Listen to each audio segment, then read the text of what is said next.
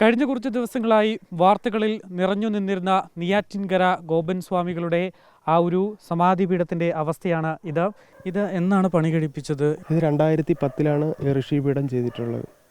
2010. ഇതെങ്ങനെയാണ് നിങ്ങൾ ഈ ഒരു സമാധി ഇരുത്തിയത് എന്നും കൂടെ ഒന്ന് പറഞ്ഞുതരാമോ? എങ്ങനെയായിരുന്നു ഇതിൻ്റെ സമാധി ഇരുത്തിയെന്ന് പറഞ്ഞാൽ ഋഷിപീഠം ഇതാണ് ഋഷിപീഠം. ഈ ഋഷിപീഠം എന്ന് പറഞ്ഞു കഴിഞ്ഞാൽ അച്ഛൻ രാവിലെയും വൈകുന്നേരവും ധ്യാനത്തിന് വരുന്ന ഇതാണ്. അപ്പോൾ അച്ഛൻ ഇവിടെ ധ്യാനത്തിന് ഇരുന്ന് തന്നെയാണ് അച്ഛൻ സമാധി ആയത്. ഈ സമാധി ആയതിനു ശേഷം നിങ്ങൾ എങ്ങനെയാണ് അദ്ദേഹത്തെ ഇതിലേക്ക് ഇരുത്തുന്നതും ഈ ഒരു കാണുന്ന രൂപത്തിലേക്ക് മാറ്റിയെടുക്കുന്നതൊക്കെ? അച്ഛൻ ഇവിടെ ഇരുന്ന് സമാധി ആയിട്ടുണ്ടായിരുന്നു. പിന്നെ ഭസ്മങ്ങളും സുഗന്ധദ്രവ്യങ്ങളും ഇതെല്ലാം നിറയ്ക്കുന്നതിനായിട്ട് ഈ ഫ്രണ്ട് സൈഡും ഈ സൈഡുമായിട്ട് ഞങ്ങൾ കെട്ടിപ്പൊക്കിയിട്ട് ഭസ്മം സുഗന്ധദ്രവ്യങ്ങളും ഇതിനകത്ത് നിറച്ചതിന് ശേഷം കരിങ്കല്ലിലുള്ള സ്ലാബ് പുറത്ത് വയ്ക്കുകയായിരുന്നു.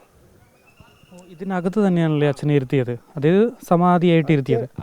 ഞങ്ങൾ ഇരുത്തിയതല്ല, അച്ഛൻ ഇവിടെ ധ്യാനത്തിന് വന്നിരുന്ന് സമാധിയായതാണ്. ഇവിടെ ഇരുന്നാണോ? അപ്പോൾ ഇത് ഈ കാണുന്ന പോർഷൻ മാത്രം, അടിയിൽ കുഴിയോ അങ്ങനെയൊന്നുമില്ല? ഇല്ല, കുഴിയൊന്നുമില്ല.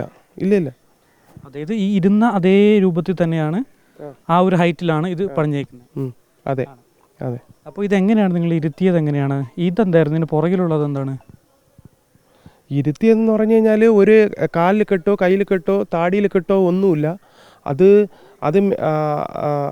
ഇവരെല്ലാവരും കണ്ടതാണ്, മീഡിയ കംപ്ലീറ്റ് കണ്ടതാണ്. ഈ സമാധി ആയതിനു ശേഷം അച്ഛൻ ഇവിടെ തന്നെയല്ലേ ഇരുന്നത്? അപ്പോൾ ആ സമയത്ത് ഇതൊക്കെ ഈ ചുറ്റും ഇവിടെ തന്നെ ഉണ്ടായിരുന്നു? അതോ? അതെ, അതാണ് പറഞ്ഞത്. ഋഷിപീഠം എന്ന് പറഞ്ഞു കഴിഞ്ഞാൽ അതാണ് പറഞ്ഞത്, 2010 ചെയ്തതായിട്ട്. അതായത് ഇതിൻ്റെ മുകളിൽ ഇരുന്നിട്ട് കാല് ഇവിടെ തറയിൽ ചവിട്ടി വെച്ചിട്ടാണ് അച്ഛന് ധ്യാനത്തിരിക്കുന്നത്. 2 രീതിയിലിരിക്കാം. ഇവിടെ ഇരുന്ന് ധ്യാനം ചെയ്യാം, ഇവിടെ ഇരുന്ന് ധ്യാനം ചെയ്യാം. അച്ഛൻ 2 രീതിയിലിരിക്കും ധ്യാനം ചെയ്യാനായിട്ട്. ഇത് 2010 ഈ ഋഷിപീഠം ചെയ്തത്. അപ്പോൾ അച്ഛന് ഇവിടെ ഇരുന്ന് ധ്യാനം ചെയ്തപ്പോൾ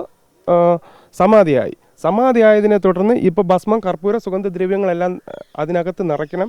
അപ്പോൾ ഞങ്ങളത് പുറത്ത് കളയാതിരിക്കാനായിട്ട് ഈ 2 സൈഡും കെട്ടിപ്പൊക്കി കരിങ്കല്ലിലുള്ള സ്ലാബ് കൊണ്ട് ആ കർമ്മങ്ങളെല്ലാം കഴിഞ്ഞതിന് ശേഷം മൂടുകയായിരുന്നു.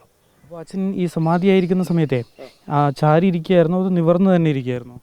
കാരണം ഇത് ഓൾറെഡി ഇവിടെ ഇങ്ങനെ ഒരു ഋഷിപീഠം ഇരിക്കുന്നുണ്ടേ, അങ്ങനെ ചാരി ഇരിക്കാൻ കഴിയുമല്ലോ. സമാധി ആയപ്പോൾ ചുമരിൽ ടച്ചിങ് ഇല്ല. അതിൻ്റെ ഒരു ഇതാണല്ലോ ഈ നമ്മുടെ ഭസ്മം തട്ടിയ സമയത്ത് ഇതാണ്ടോ ഇവിടെയൊക്കെ ഭസ്മം ഇരിക്കുന്നുണ്ടോ? നമ്മളിപ്പോൾ ഈ കാര്യങ്ങളിലേക്കൊന്നും വരില്ലായിരുന്നു. ആരെങ്കിലും കാണിച്ചതൊന്നും സ്ഥിരീകരിച്ചിരുന്നെങ്കിൽ അതെന്തുകൊണ്ടാണ് ആ സമയത്ത് തോന്നാതിരുന്നത്? അല്ലെങ്കിൽ ആ സമയത്ത് അങ്ങനെ ചെയ്യാമായിരുന്നു എന്നിപ്പോൾ തോന്നുന്നുണ്ടോ? അച്ഛൻ്റെ സമാധി അച്ഛൻ മുന്നേ പറഞ്ഞിട്ടുണ്ടായിരുന്നു, സമാധി ആകുമ്പോൾ മക്കൾ തന്നെയാണ് കർമ്മങ്ങൾ ചെയ്യുക, അത് വേറെ ആരെയും അറിയിക്കേണ്ട എന്ന് അച്ഛൻ പറഞ്ഞിട്ടുണ്ടായിരുന്നു. എൻ്റെ കർമ്മം ചെയ്ത് കഴിഞ്ഞതിന് ശേഷം നിങ്ങൾ ആരെയും അറിയിക്കുകയോ എന്തോ ചെയ്യാൻ പറഞ്ഞിട്ടുണ്ടായിരുന്നു. അങ്ങനെയാണ് ഞങ്ങൾ സമാധി ആയതിനു ശേഷം അച്ഛൻ്റെ പോസ്റ്റർ ഞങ്ങൾ തന്നെയാണ് ഒട്ടിക്കുക. പക്ഷേ എങ്കിലേ ആ സമയത്ത് ആരെങ്കിലും ഒന്ന് വിളിച്ച് കാണിക്കുകയോ എന്തെങ്കിലും ചെയ്തിരുന്നു? ആഗ്രഹം എന്ന് പറഞ്ഞാൽ മക്കളല്ലേ നിറവേറ്റി കൊടുക്കേണ്ടത്. അച്ഛൻ്റെ ആഗ്രഹം മക്കൾ നിറവേറ്റിയെന്നേ ഉള്ളൂ. ഇതാണ് ഇപ്പോൾ ഈ ഒരു ഋഷിപീഠം, അതിൻ്റെ ഒരു അവസ്ഥ ഇങ്ങനെയാണ്. മുഴുവൻ ഭസ്മങ്ങൾ നിറച്ച ഒരു രീതിയിൽ തന്നെയാണ് ഇവിടെയായിരുന്നു ഗോപൻ സ്വാമി ധ്യാനത്തിന് ഇരുന്നത് എന്നുള്ളതാണ്. ഇവിടെ തന്നെയാണ് അദ്ദേഹം സമാധിയായതും എന്നുള്ളതാണ് മകൻ പറയുന്നത്. വീഡിയോ ജേർണലിസ്റ്റ് വിനയൻ രാജിനൊപ്പം reporter Ashan Diego, in reporter, Thiruvananthapuram.